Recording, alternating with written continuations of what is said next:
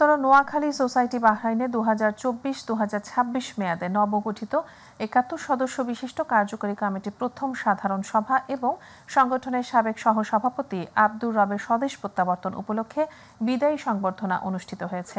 Bahrain প্রতিনিধি শাহিন শিকদার জানান, kingdom of বাহরাইনের বারবার এরিয়ার আবু নাজা সুইমিং পুলের হলরুমে সংগঠনের সিনিয়র যুগ্ম সাধারণ সম্পাদক হাবিবুর রহমান মামুনের সঞ্চালনায় ও নবগঠিত কার্যকরী কমিটির সভাপতি আবুল কালাম আজাদের সভাপতিত্বে অনুষ্ঠানটি আয়োজন করা হয়।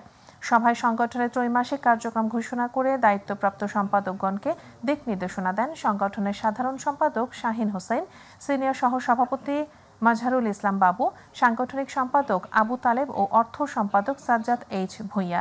এছাড়াও বক্তব্য রাখেন সংগঠনের সহ সাংগঠনিক সম্পাদক আমির হোসেন, বাকিবিল্লাহ রায়হান সহ আরও অনেকে।